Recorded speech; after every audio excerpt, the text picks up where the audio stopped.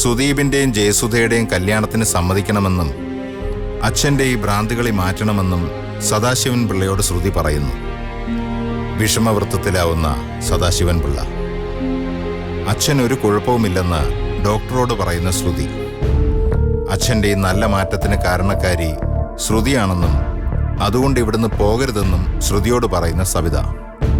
ശ്രുതിയെ കാണാൻ വരുന്ന അരുൺ തോമസ് ശ്രുതിയോടൊരു കാര്യം പറയാനുണ്ടെന്നും അതുകൊണ്ട് തൻ്റെ കൂടെ വരണമെന്നും പറയുന്ന അരുൺ തോമസ്. ഇനി തുടർന്ന് കാണുക.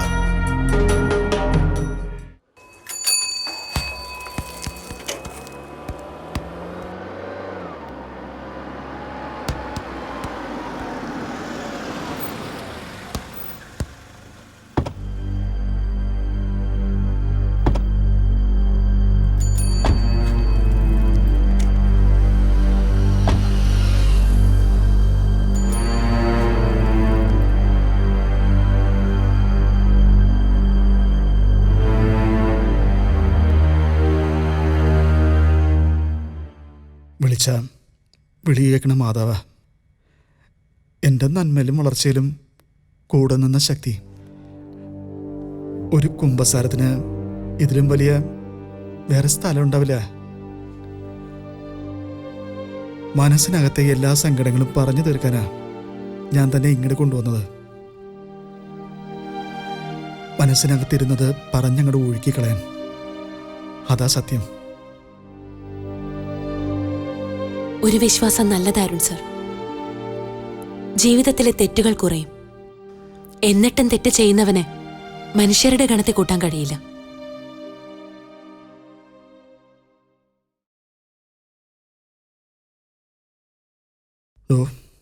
താൻ പറഞ്ഞ ശരിയാട്ടാ. ചില മനുഷ്യന്മാരങ്ങനെ സ്ഥാനത്തും അസ്ഥാനത്തും ഒക്കെ എന്തെങ്കിലുമൊക്കെ പറഞ്ഞുകൊണ്ടിരിക്കും. ഞാനും ആ കൂട്ടത്തിലാടോ. അതുകൊണ്ടാ തന്നോടങ്ങനെ പറയേണ്ടി വന്നത്. തന്നെ ആൾക്കാരിങ്ങനെ പന്ത് തട്ടണം കണ്ടപ്പോൾ നമുക്കത് സഹിച്ചില്ല. അപ്പം പിന്നെ ആക്കിലറിയാതെ വാക്കുകൾ വന്നുപോയി. അത് സ്നേഹം കൊണ്ടാട്ടാ.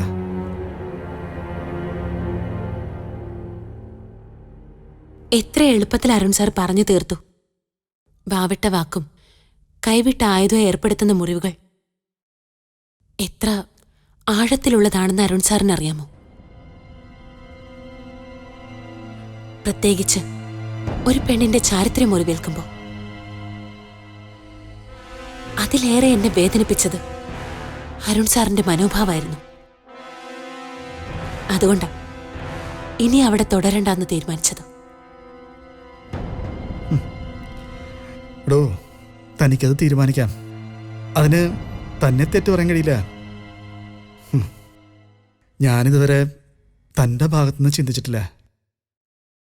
ഞാൻ പറഞ്ഞിട്ടില്ലടോ, ഞാനൊരു സാധാരണക്കാരനാ. മനസ്സിൽ തോന്നുന്നത് അന്നേരം തന്നെ തുറന്നു പറയും. അറിഞ്ഞോ അറിയാതെയോ ഞാനൊരു സ്വപ്നം കണ്ടു. ആ സ്വപ്നത്തിൽ ശ്രുതി എന്നൊരു പെൺകുട്ടി നിറയായിരുന്നു. താൻ എൻ്റെ സ്റ്റാഫാണെന്ന് അറിയാഞ്ഞിട്ടോ അന്യൻ്റെ പാപം ചുമക്കുന്നവളാണ് താനെന്ന് അറിയാഞ്ഞിട്ടോ അല്ല. എൻ്റെ സ്വപ്നത്തിൽ താൻ മാത്രമേ ഇപ്പോൾ ഉള്ളൂ. ബാക്കിയെല്ലാം ഞാൻ മറന്നു. തന്നെ എന്നെയും ചേർത്ത് അമ്മച്ചി മനസ്സിൽ കനവുകൾ കണ്ടു. ചെയ്യാൻ പാടില്ലാത്ത തെറ്റുകളായി പോയതെല്ലാം സംഭവിച്ചു പോയി. യാഥാർത്ഥ്യങ്ങൾ ചിന്തിക്കാനും തിരിച്ചറിയാനും താൻ പറഞ്ഞ വാക്കുകൾ ധാരാളാട്ടാ. അരുൺ സാറിനെ പരിചയപ്പെടാൻ കൂടി പാടില്ലായിരുന്നു അല്ലേ?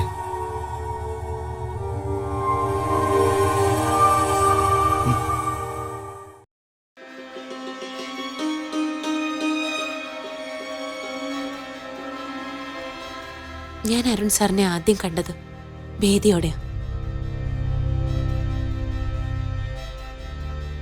നഗരത്തിന്റെ പിന്നാമ്പുറങ്ങളിൽ ജീവിക്കുന്ന ചില കഥാപാത്രങ്ങളെ പോലെയാ ഞാൻ ആദ്യം കണ്ടത്. പിന്നീട് ഒരു നന്മയുള്ള സഹായിയാണെന്ന് തിരിച്ചറിഞ്ഞത്. അതുകൊണ്ടാ ഒന്നും ഒളിച്ചു വെക്കാതെ സകലതും ഞാൻ ഹൃദയം തുറന്ന് പറഞ്ഞത്. അവിടെ എനിക്കൊരു ആശ്വാസം ഉണ്ടായിരുന്നു, ഒരു കൈത്താങ്ങ്. ഒരു ബന്ധങ്ങളും നൽകാത്ത സപ്പോർട്ട് ചില സുഹൃത്തുക്കൾ നൽകില്ലേ, അവിടെയാണ് ഞാൻ അരുൺ സാറിനെ പ്രതിഷ്ഠിച്ചിരുന്നത്. അതിനെയും അങ്ങനെ തന്നെ ആയിരിക്കടോ. ആ ലക്ഷ്മണരേഖന്ന് ഒരിഞ്ച് ഞാൻ തെറ്റിക്കില്ല. എൻ്റെ മനസ്സിനെ അമ്മച്ചിയും ഞാൻ പറഞ്ഞ് മനസ്സിലാക്കിക്കൊള്ളാം.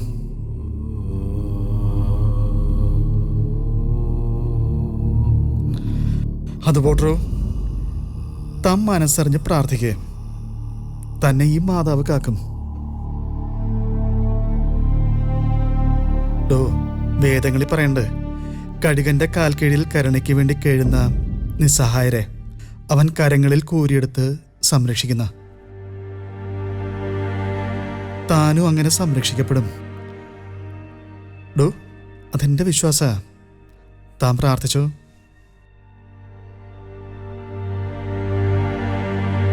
മനസ്സിൽ ഞാനുണ്ടാക്കി വെച്ച എന്തെങ്കിലും ദൂഷിച്ച ചിന്തകളുണ്ടെങ്കിൽ അത് ഈ മാതാവിന്റെ മുമ്പിൽ കണ്ണീരായിട്ട് അങ്ങോട്ട് ഒഴിക്കുകയോ.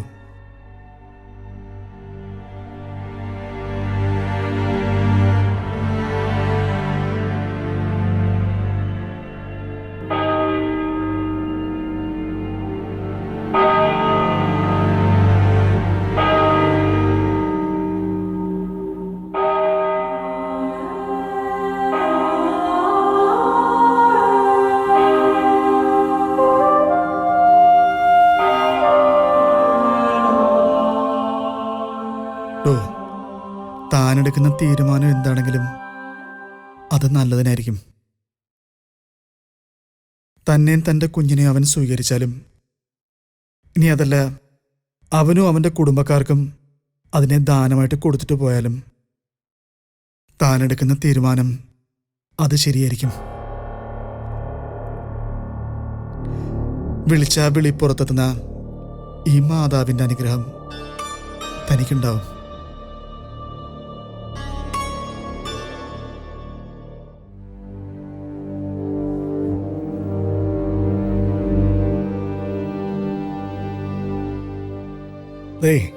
താനെനിക്കൊരു പ്രോമിസ് തന്നോടോ. എൻ്റെ ഓഫീസിൽ തൻ്റെ പ്രസൻസ് 4 വരികളിൽ താൻ എഴുതി വെച്ചിട്ട് പോയ ഒരു റെസിഗ്നേഷൻ ലെറ്ററില്ലേ, അതാണ് എന്നെ ഏറ്റവും വേദനിപ്പിച്ചത്. കുറച്ച് കാലം കൊണ്ട് ആ ഓഫീസിനെ പുതിയൊരു സ്ഥാപനമാക്കി മാറ്റിയ താൻ ആ ഓഫീസിൽ നിന്ന് അഡ്മിറ്റ് ആവാനായി ഹോസ്പിറ്റലിലേക്ക് യാത്ര പറഞ്ഞ് പോവാനിറങ്ങുമ്പോൾ, ഞങ്ങളുടെ എല്ലാവരുടെയും അനുഗ്രഹവും പ്രാർത്ഥനയൊക്കെ തനിക്ക് വേണ്ടേ? വേണ്ടടോ, അതുണ്ടാവണം. സാർ, നാളെ രാവിലെ ഞാൻ സാറിന്റെ ഓഫീസിലുണ്ടായിരിക്കും.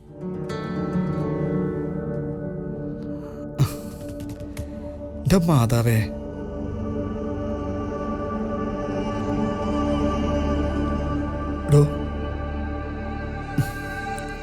ഒരു 3 മാസം കഴിയുമ്പോൾ താൻ ഹോസ്പിറ്റലിലേക്ക് പോകും. പിന്നെ തൻ്റെ ചോരക്കുഞ്ഞിനെ അവരുടെ കയ്യിലേൽപ്പിച്ചിട്ട് താനിങ്ങോട്ട് നമ്മുടെ ഓഫീസിലേക്ക് തിരിച്ചു വരുമോ? കഴിയുമെന്ന് തോന്നുന്നില്ല സർ.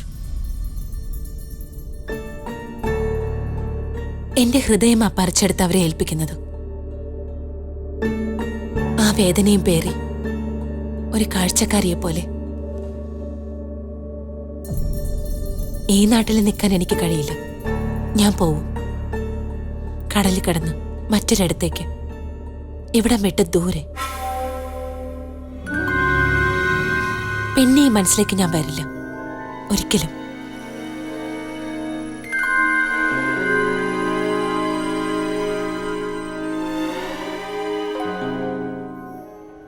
താമാടോ,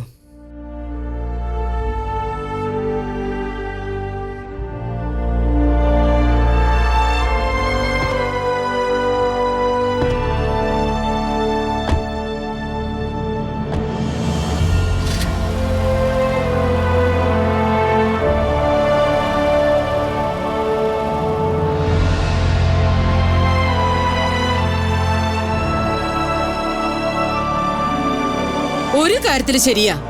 ഹോ, ഒരു തലവേദന ഇല്ലാണ്ടായി. ലോകത്തുള്ള പെമ്പിള്ളേരൊക്കെ ഇങ്ങനെയായാലോ? കണ്ട പറയോ ഇവളെയൊക്കെ? നമുക്കിപ്പോ നമ്മുടെ പ്രശ്നം തീർന്നില്ല ജലജെ. അത് കരുതി സമാധാനിക്കുക, അത്രേ ഉള്ളൂ. ഇതിലും മോശമായ എത്രയോ പെണ്ണുങ്ങളുണ്ട്. ഇത് വയറ്റിലെ ഗർഭത്തിന് വില പറയുന്നില്ലല്ലോ. അതായി അതിന്റെ പാടായി. കണ്ടിട്ടില്ലേ നാട്ടിലെ ചില മാന്യന്മാര് കിടന്ന് നെട്ടോട്ടം ഓടുന്നത് അവിഹിത ഗർഭത്തിന്റെ പേരില്. അല്ലെങ്കിൽ നിങ്ങൾ അവളുടെ പക്ഷത്തല്ലേ നിൽക്കൂ? അധികം അവളുടെ പക്ഷത്ത് നിൽക്കണ്ടാച്ചാ. അവൾ അത്ര വലിയ നല്ലവളൊന്നുമല്ല. ഇവിടെന്ന് പറഞ്ഞ കഥയൊന്നും അല്ല അവൾ അവിടെ ചെന്നപ്പോ പറഞ്ഞത്. പിന്നെയും കഥ മാറ്റിയോ? അതെന്ത് കഥയാ? അങ്ങനെ മൊത്തത്തിൽ കഥയൊന്നും മാറ്റിയിട്ടില്ല. കഥയൊക്കെ ഒന്ന് തന്നെയാ. പക്ഷെ നമ്മളൊക്കെ കരുതിയതേ അവളെ ഏതോ ഒരുത്തൻ ചതിച്ചു എന്നല്ലേ. ഇപ്പൊ അവളുടെ വായിന്ന് കേട്ടത് എന്താണെന്നറിയാമോ? അവളാണ് അവനെ ചതിച്ചതെന്ന്. അങ്ങനെ പറഞ്ഞോ? ആ, അവൾ തന്നെയാ പറഞ്ഞേ അവളാ കുഴപ്പക്കാരിയെന്ന്. എന്റെ ദൈവമേ, ഇങ്ങനെയുണ്ടോ? എടി മോളെ, രണ്ടായാലും സംഗതി ഒന്നു തന്നെയല്ലേ. അവൾ അവനെ ചതിച്ചാലും അവൻ അവളെ ചതിച്ചാലും നമുക്ക് കണക്ക് തന്നെയാ. അവൾ അതും ചെയ്യും, അതിനപ്പുറവും ചെയ്യും. ഹോ, കിട്ടിയ ചാൻസിന് അവളെ അങ്ങ് പുറത്താക്കിയാൽ മതിയായിരുന്നു. അപ്പോഴേ ഈ മനുഷ്യനൊരു വിശാല മനസ്കത. അവളുടെയൊക്കെ നന്മ കൊണ്ടാ പോലും KSRTC ബസ് ഉരുളുന്നത്. ഛേ, അവിടെ നിൽക്കാനും പറഞ്ഞു പോയല്ലോ. ആ, നീയും പറഞ്ഞല്ലേ അവളൊരു പാവമല്ലേ, വയറ്റിലൊരു കുഞ്ഞില്ലേ, എന്റെ തലേ ശാപം വരുമെന്നൊക്കെ. അനുഭവിച്ചോ? എല്ലാരും കൂടി അങ്ങ് അനുഭവിച്ചോ? ഞാൻ കൈയൊഴിഞ്ഞു. എടി ജലജെ, സർവീസിൽ കയറിയിട്ട് ഇത്രയും കാലമായിട്ട് ഞാനായിട്ട് ഒരു അപകടം ഉണ്ടാക്കിയിട്ടില്ല. എന്തുകൊണ്ടാ? ആരുടെയൊക്കെയോ നന്മ കൊണ്ടാ, പ്രാർത്ഥന കൊണ്ടാ. ആ, പ്രാർത്ഥനയാ. ആരുടെ പ്രാർത്ഥനയാ? വീട്ടിലിരിക്കുന്ന ഞങ്ങളുടെ. അല്ലെങ്കിൽ കാണായിരുന്നു വല്ലവന്റെ ഒക്കെ നെഞ്ചത്തോടി കേറി ഇറങ്ങുന്നത്.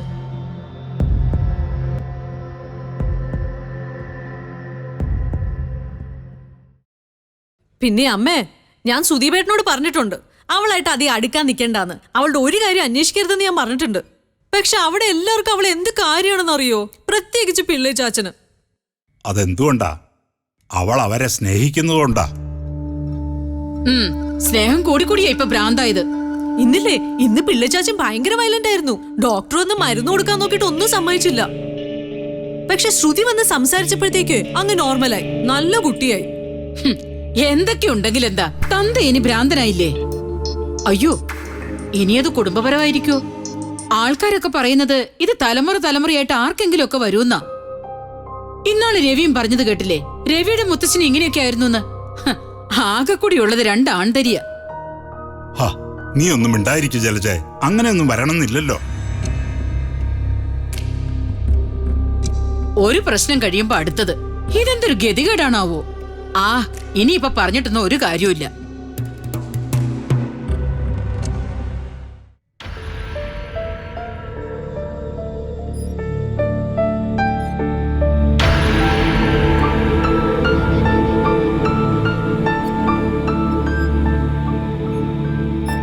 ആ അമ്മേ, അവളെ ചതിച്ചവനെ കേരളത്തിൽ എവിടെയുണ്ടെന്ന്, മലയാളിയാണെന്ന്. സുദീപേട്ടനെ പോലെ ഭയങ്കര ഗ്ലാമർ ആണെന്ന് അവൾ എന്നോട് പറഞ്ഞ്. ഞാൻ സുദീപേട്ടനോട് പറഞ്ഞിട്ടുണ്ട് അവളെ ഇനി മുകളിൽ ഞങ്ങളുടെ റൂമിന്റെ അടുത്ത് താമസിപ്പിക്കണ്ട, താഴെ സ്റ്റോർ റൂമിൽ വല്ലതും കൊണ്ടാക്കാൻ. മിടുക്കി. അപ്പോ നിനക്ക് കാര്യങ്ങളൊക്കെ വേണ്ടതുപോലെ ചെയ്യാനറിയാം. അത് നന്നായി. അവളിപ്പോ അങ്ങനെ സുഖിച്ചവിടെ കഴിയണ്ട. എങ്ങനെയെങ്കിലും അവളെ അവിടുന്ന് പറഞ്ഞു വിടണം, അധികം വൈകാതെ. നീ അതിനൊന്നും നിൽക്കണ്ട മോളെ. അമ്മയുടെ വാക്ക് കേട്ട് വെറുതെ കുടുംബകലഹം ഉണ്ടാക്കണ്ട. അവൾ അവിടെ നിൽക്കുന്നോണ്ട് നിനക്കെന്താ കുഴപ്പം? നീ നിന്റെ ഭർത്താവിന്റെ കാര്യം നോക്കിയാ പോരെ? അവള് പ്രസവിച്ചു കൊടുത്തിട്ട് അങ്ങ് പോവില്ലേ? അതിനെന്താ ഉറപ്പ്? നിങ്ങൾ നോക്കിക്കോ, അവൾ ആ വീട് വിട്ട് എവിടെയും പോകത്തില്ലെങ്കിലോ? എനിക്കിപ്പോ അങ്ങനെ തോന്നുന്നേ. അമ്മേ, അവളവിടെ നിക്കട്ടമ്മേ, അവളുടെ കാര്യം ഞാൻ നോക്കിക്കോളാം. ഇനി ഞാൻ അങ്ങോട്ട് ചെല്ലുമ്പോഴേ എനിക്കൊരു വേലക്കാരി വേണ്ടേ? എന്റെ കാര്യങ്ങളൊക്കെ പിന്നെ ആര് നോക്കും? എന്റെ തുണി അലക്കണം, ഭക്ഷണ കാര്യങ്ങള്, ഇതിനൊക്കെ ആള് വേണ്ടേ? അല്ലേ അച്ഛാ? ഇന്നത്തെ കാലത്തൊരു വേലക്കാരി കിട്ടാനൊക്കെ എന്തൊരു പാടാ. എന്തോരം കൂലി കൊടുക്കണം. ഇതാവുമ്പോ ഒന്നും കൊടുക്കണ്ട. ഒരു ഗതിയും പരഗതി ഇല്ലാത്തവളെ എന്തും ചെയ്തോളും. സമ്മതിച്ചു മോളെ. ഞാൻ കരുതി നീ നിന്റെ അച്ഛനെ പോലെ ആയിരിക്കുമെന്ന്. ഏതായാലും ആ തറവാട്ടിൽ ഒരു കുഞ്ഞിക്കാല് കാണിക്കാൻ രവിക്ക് സബതിക്ക് ജന്മം കഴിയുന്നു തോന്നുന്നില്ല. വെറുതെ അടി. 7 അടി പൊക്കവും 70 കിലോ തൂക്കവും തല നിറച്ചു ബുദ്ധിയും. അതിന്റെ ബാക്കിയല്ലേ പൊടിമോനും. ഇനി ആര് കണ്ടു അവന്റെയും ഗതി എന്താവൂന്ന്? അതും ഏതാണ്ട് അത്രയൊക്കെ തന്നെയുണ്ടല്ലോ പൊക്കവും വണ്ണവും. ഇനിയിപ്പോ അതും ഇതുപോലെ പേട്ടുപിടിച്ചാണെങ്കിലോ എന്റെ കൊച്ചിന്റെ കാര്യം പോയത് തന്നെ. ജലജേ, നീ എന്ത് തോന്നിയാസായി പറയുന്നത്? അത് ഈ കൊച്ചിനെ നിർത്തിക്കൊണ്ട് എന്തൊരു തോന്നിയാസാ ഇത്? നാക്കിന് എല്ലില്ലെന്ന് കരുതി വളന്ന് കിടന്ന് പറയാ. എടീ, ഒരുത്തന്റെ കയ്യും പിടിച്ച് നാളെ ഒരു വീട്ടിൽ ചെന്ന് കയറേണ്ട പെണ്ണല്ലേ ഇത്? ഏതെങ്കിലും ഒരു അമ്മ ഇങ്ങനെ ചിന്തിക്കുവോ സ്വന്തം മോക്ക് കൊച്ചുണ്ടാവോ ഇല്ലയോന്ന്, അതും കല്യാണത്തിന് മുമ്പ്? എടീ, നീ എന്താ ശപിക്കാവളെ? അതിന് ഞാനൊന്നും പറഞ്ഞില്ലല്ലോ ഇത്രയ്ക്ക് അങ്ങോട്ട് കിടന്ന് കയറ് പൊട്ടിക്കാൻ. മനസ്സിനകത്തുള്ള ഒരു ആശങ്ക പറഞ്ഞു, അത്രേ ഉള്ളൂ. ആശങ്ക? അവളുടെ അമ്മമ്മയുടെ ഒടുക്കത്തെ ഒരു ആശങ്ക.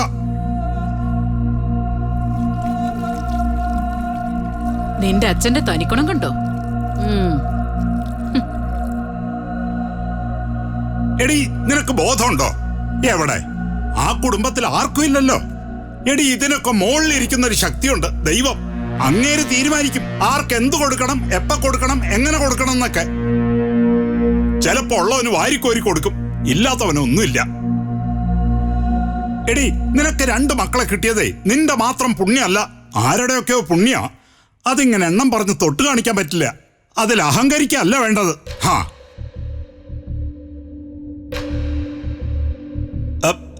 എടി അതെ, എടി, ഒരു സ്ത്രീയെ ലോകം അംഗീകരിക്കുന്നതും ആദരിക്കുന്നതും എപ്പോഴാന്ന് അറിയാമോ നിനക്ക്? അറിയാമോ? ഒരമ്മയാവുമ്പോ.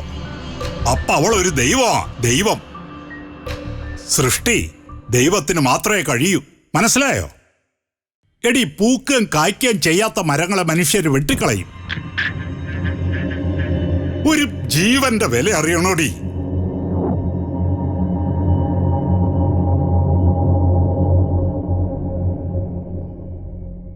ഞാൻ പറഞ്ഞില്ലേ, ആലക്കോട് ഒരു സ്റ്റേബസില് ഒരു ചോരക്കുഞ്ഞിനെ ആരോ പ്രസവിച്ചുപേക്ഷിച്ചു പോയത്. ആ ചോരക്കുഞ്ഞിന്റെ കരച്ചിൽ കേട്ട് എന്ത് വേണമെന്നറിയാതെ അതിനെടുത്ത് പുറത്തേക്ക് ഇറങ്ങിയപ്പോ ഞാനൊരു കാഴ്ച കണ്ടു. ഇരുട്ടില് ബസിന്റെ മറവില് തൊഴുകൈയോടൊരു സ്ത്രീരൂപം. ഞാൻ സ്ഥിരമായിട്ട് ആ ബസ്സിൽ ഉറങ്ങുന്നത് അറിഞ്ഞാ അവളങ്ങനെ ചെയ്തത്. പട്ടിയും പൂച്ചയൊന്നും കടിക്കാതിരിക്കാനാ അവൾ ആ വണ്ടി കൊണ്ടുവച്ചത്. ഞാൻ ആ കുഞ്ഞിനെ കൊണ്ടുപോയി വളർത്താനാ പോലും അവൾ അങ്ങനെ ചെയ്തത്. ഇന്നും ആ കുഞ്ഞൊരു അനാഥാലയത്തിൽ വളരുന്നുണ്ട്. മാറാരോഗം വന്ന് അവളുടെ അമ്മ മരിച്ചു. ഇന്ന് എന്റെ ശമ്പളത്തിൽ നിന്നൊരു ചെറിയ തുക ആ കുഞ്ഞിന്റെ ചെലവിലേക്ക് ഞാൻ കൊടുക്കുന്നുണ്ട്. അറിയാമോ നിനക്ക്? അറിയാമോ ഇതൊക്കെ? അപ്പൊ അത് ശരി. ഞാനും എന്റെ മക്കളും തിന്നേണ്ട കാശ് സാറിങ്ങനെ ആദരസേവനം നടത്തുക അല്ലേ? ഇനി എത്ര എണ്ണം ഉണ്ട് ഇതുപോലെ? എന്തൊക്കെ വേദപ്രസംഗം നടത്തിയാലും ശരി, ഞാൻ പറയാനുള്ളത് പറയും. അവളെ അവിടെ നിർത്തിയതേ കാലക്കട. ഇന്നല്ലെങ്കിൽ നാളെ അവൾ എന്റെ ഈ കൊച്ചിന് കോടാലി തന്നെയാ.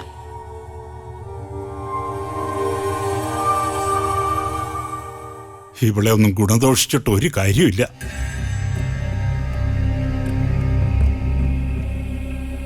മോളെ, ഒരു ചൊല്ലുണ്ട്,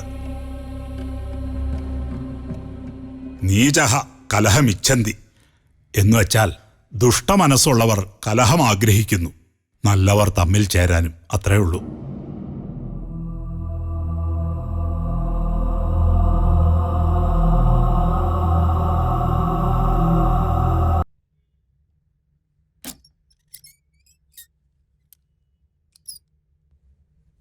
ദാണ്ടേ, കാൽമുട്ടിൽ പെരട്ടാൻ കൊണ്ടുവച്ചിരിക്കുന്ന തൈലം കിടക്കുന്നു. ആർക്കും ഒരു ഉത്തരവാദിത്വം ഇല്ലല്ലോ. എന്താ ഒന്നും മിണ്ടാതിരിക്കുന്നത്? ഞാൻ പറഞ്ഞൊന്നും കേട്ടില്ലേ? എന്റെ മുട്ടി പെരട്ടാനുള്ള തൈലമല്ലേ, ഞാൻ സഹിച്ചോളാം. ഇത്തിരി വേദന ഉണ്ടാവുന്നല്ലേ ഉള്ളൂ. അല്ലേലും നിങ്ങൾ പണ്ടേ ഇങ്ങനാണല്ലോ. ഞാൻ എന്തേലും പറഞ്ഞാൽ അത് കുറ്റം. പക്ഷെ ഞാൻ പറഞ്ഞിട്ടുള്ളതെല്ലാം സത്യമാ. ആ ശ്രുതി മഹാകള്ളിയാണെന്ന് ഞാൻ അന്നേ പറഞ്ഞതല്ലേ? ആരെങ്കിലും കേട്ടോ? ഇങ്ങനെയോ ഓരോന്നും. സമ്മതിച്ചു. പറയുന്നതിനൊക്കെ ഒരു രീതിയും ചെയ്യലുണ്ട്. കേൾക്കുന്നവർക്കും കാര്യമാണെന്ന് തോന്നണം. കൂത്താട്ടുകുളത്തെ വളവ് മര്യാദയ്ക്ക് ഒടിക്കണം എന്ന് ഞാൻ പറഞ്ഞിട്ടുള്ളതാ. കണ്ടില്ലേ, വീണ്ടും ആക്സിഡന്റ്. ആ പത്രം ഒന്ന് മാറ്റി വെക്കുന്നുണ്ടോ? കല്യാണത്തിന് ബഡ്ജറ്റ് വല്ലതും നിങ്ങൾ നോക്കിയോ? സ്വർണം എടുക്കണം, ഡ്രസ് എടുക്കണം, എന്തെല്ലാം കാര്യങ്ങളാ കിടക്കുന്നേ. ഒരു ബുക്കും പേനയും എടുത്താ കണക്കെങ്കിലും ഒന്ന് എഴുതി വെച്ചൂടെ? എന്നാ പിന്നെ ആ ബുക്കും എടുക്ക്.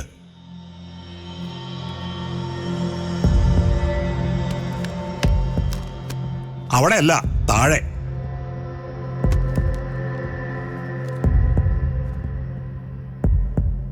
ദാ,